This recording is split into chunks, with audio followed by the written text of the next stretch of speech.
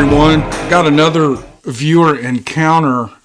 I'm amazed at how many older encounters that people are sending in. It seems like people keep these stories to themselves for years and years sometimes until they have some sort of platform where they can actually write it out and it helps them remember and in a way probably deal with some weird feelings that may come from a traumatic encounter. And an encounter with a Bigfoot or a dog man has got to be traumatic. So this man writes in, he doesn't want me to say where he lives or give his name, and I understand that and respect that fully. But let's get into his story. He writes, I kept this story to myself for years and only just started telling select people what happened. No one believes me, but I don't care. I heard some of your stories and knew that you would take me serious. At least I hope you do. I would like you to not mention my name, but you have my permission to tell the story. In 1973, I was 11 years old. I stayed with my grandparents a lot back then. I loved being with both of them and would stay with them a lot during the summers and the holidays. They have both passed away and I miss them, which is one reason I'm able to tell this story. My grandfather forbid me from telling anyone, even telling my mother and father. The weekend before school started was Labor Day weekend, and of course I was spending the weekend at my grandmother's house. Traditionally, squirrel season opened on Labor Day weekend, and my grandfather started taking me with him when I was 8 years old. It was a weekend I look forward to every year. He had bought my first shotgun the year before, and living in the city, I never got to use it unless I was hunting with him. My mother had dropped me off at their house on Friday afternoon. Saturday morning, my grandfather woke me early to get ready to leave. My grandmother always had biscuits ready for us when we left. My grandfather told me to stuff a couple in my vest pockets and that I could eat them later. We had to get going. We loaded up his car and headed to the woods about an hour away. My grandfather drank a lot.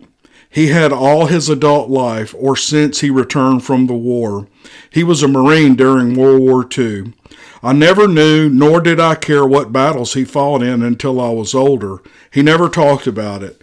Now that I'm an adult and have read about these battles, I understand why he drank, and I do not hold it against him. I don't remember him not drinking, but it never seemed to cause a problem as far as a kid was concerned. He spent a lot of time with me, and I loved him. This morning was no exception. About halfway to the woods, he reached under his seat and pulled a pint bottle of some cheap whiskey and started taking swigs from the bottle. I never thought anything about it. We reached the area we were going to hunt, and as always, he sent me to a washed-out ditch and told me to follow it until I reached a certain landmark, then to come out of the ditch and make my way back. He would meet me by a huge oak tree that was not far from where he parked the car. I cannot remember how far it was. I think it took me 2 hours to make the circle. The creek bed or ditch was always dry this time of year. It was perfect for walking because my footsteps made no noise in the sandy bottom. And though the ditch was deep, I still had a good view of the treetops so that I could pick out squirrel movement. I was never afraid and always had a great time hunting by myself. My grandfather had finished the pint bottle by the time we reached the woods, and I knew he would be asleep under that big oak when I returned. He always said he was hunting, but every year I would wind up back at that tree and he would be leaned against the trunk, snoring so loud I could hear him from 100 yards away as I made the last leg of the route. And he would never have any squirrels. I laugh about it now, and my brothers and I get a kick out of these stories about him. Go ahead and get into the woods, he would say. I'll meet you back here. Keep that shotgun pointed up and watch the treetops. These woods are full of squirrels. On this day, I set off and was happy to be on my own. Against his advice, as soon as he was out of sight, I would click off my safety and get ready to shoot.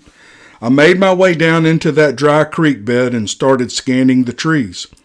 I went on to kill 3 squirrels that morning early, right at daylight. Then all the movement seemed to stop in the trees. I walked on, looking and looking for any movement that would give a squirrel's location away. But after 2 hours or so of walking and backtracking, I saw nothing. I still had a ways to go, so I started walking faster. I was getting bored. That happens to an 11-year-old kid when the action stops. I reached a deeper part of the creek bed, and the walls began to obscure my view of the treetops. When I reached the lowest point, there was a pool of water, still from the rain back in the summer. I could either wade through the shallow pool or go back, climb out of the ditch, and walk around. I decided that I didn't want to get my shoes wet, so I backtracked to try to find a spot easy to climb out. As I turned around, I heard something walking in the woods above me. I first thought it was my grandfather because it was obviously a man walking, so I called out his name. No one answered, but I couldn't hear the footsteps anymore. I walked a little further, and the footsteps started again, and I called his name again. No answer. I could not see anything. The walls of the creek were 3 or 4 feet above my head. I was in a hole. I kept walking and looking in the direction of the footsteps and finally made it to a washout that I could climb out of. I grabbed a root ball in the ditch bank and started to pull myself out. As I reached the top, I laid my shotgun on the leaves so that I could pull myself over the top. As my line of sight broke the edge of the ditch bank, the first thing I saw was a large fur-covered leg behind a tree trunk. The body of whatever this was hidden behind the tree. I let go of the roots and fell back into the ditch. I was about to run like hell when, as I got up, I saw a creature standing over me at the top of the ditch bank. It was standing there just looking at me. I just stared at this thing. It was not making any threatening movements. It just looked at me. Then I got really afraid. I guess the shock of the moment was wearing off because I noticed the end of my gun laying halfway off the edge of the bank. The animal was standing on top of it. Then I noticed it was a female because of the breasts. It made a grunting sound that again was not threatening, but it still scared me to death. It started grunting, not like a monkey, more like a human imitating a monkey. It raised its arms and pointed them at me and then grunted again. Then the fear meter went up 100 notches because it stepped off into the creek bed with me. I backed away, keeping a distance between us. It moved towards me. I backed up. It raised one of its arms again and grunted. I was terrified and was about to turn and run for my life. I wanted to slowly back up and get a little more distance between us before I turned and ran. And I backed into someone, another human. It was my grandfather. He put his hands on my shoulder and told me to be still. I know he could feel me shaking. I was about to burst out crying, but I held it together. I was so happy that he was there. Then he leaned down and softly told me to slowly move behind him. The creature just stood there looking at us. It had stopped its forward movement. Once I was behind my grandfather, I felt more safe. He asked me if I had any squirrels in my vest pouch, and I told him I had 3. "Hand them to me now," he said. I reached back and found the squirrels and handed them around his waist. My grandfather never stopped looking at the creature. He took 2 or 3 steps towards the animal and pitched the squirrels to the creature's feet. The distance was only maybe 15 or 20 feet. The creature looked down at the dead game and looked back at us.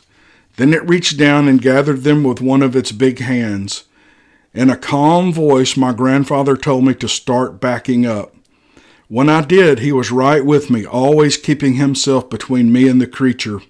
I started to turn around and walk, and he squeezed my arm and said, "Don't turn your back on this thing. Just keep backing up so we can climb out of this ditch." I finally made it to the bank and turned around and started to climb out. As I was climbing out, he told me to get his shotgun, which was laying on top of the bank, to get ready to shoot if this thing came at us. He told me not to shoot the animal, but to shoot into the air. I found his gun and stood up, clicked the safety off, and got ready. He slowly made it up the bank. The creature still stood there with the squirrels in her hand.